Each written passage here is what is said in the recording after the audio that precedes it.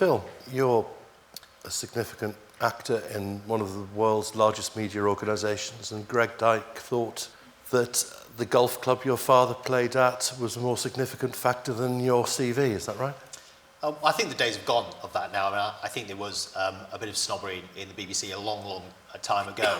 It's interesting, one of the questions the last session was about women, actually, in the BBC, and I think we are acknowledging we've got to change. There's two areas where we're certainly changing. One is the portrayal of getting more older women on our screens, and I think the Director General made a statement to one of the national newspapers just the other week saying the BBC's got to do better. I think in terms of senior management roles in the BBC, and one of the people ultimately I report into is Helen Bowden, who's the Director of BBC News, who's climbed up the ranks from first being a local radio reporter at Radio Air. So there's some good examples about how the organisation is changing, certainly to do with women and roles, which we talked about. I do think the BBC, and we're doing this now with BBC North, it's a bit of a fuddy-duddy process because it's an online kind of connection. You fill out your details. It's a very traditional way of applying for jobs at the BBC. And I know Peter Salmon, the director of BBC North, has been really clear to try and break down some of those barriers. But there are always in the BBC formal processes you go through. You will have to submit a CV of some kind, whether that's in paper form or online.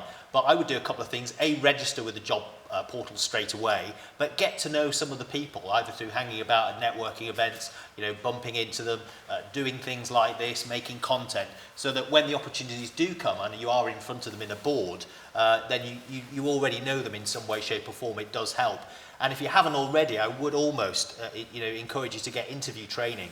I think some of the people who come in for boards, we call them boards at the BBC, you're sat in front of a panel of 3 scary people, within the BBC, and you've got to, like we talked about this morning, you've got to sell yourself to those people. So get really, really confident with being interviewed and being able to answer questions.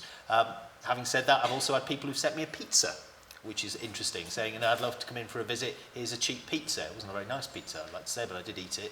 But they came in and they had a tour and we connected and they then got a production job at the BBC producing one of our items on Look North, our regional TV magazine programme. So it did work, so there are other ways of doing it rather than just the traditional CV route. Neil, I'm not allowed to dance, I'm not allowed to send you a takeaway, but I want you to give me a job. To be honest, I've been here for about 90 minutes. I'm gutted I haven't had a pizza delivered. So far I was fully expecting one. I think you'll survive. For me, what I look for is people who are brave. And what I mean by that is I work for an organisation, as I've said before, which is based on ways of doing things. And those ways, as Steve says, are vital to the way we do business.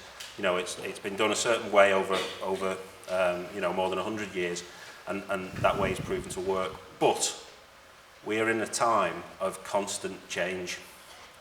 So if I'm looking to give someone a job, I want someone who, yes, absolutely has got the basic skills, but also has proven before they've even come to me that they have the ability and the courage to look what's out there beyond the sort of formal setting.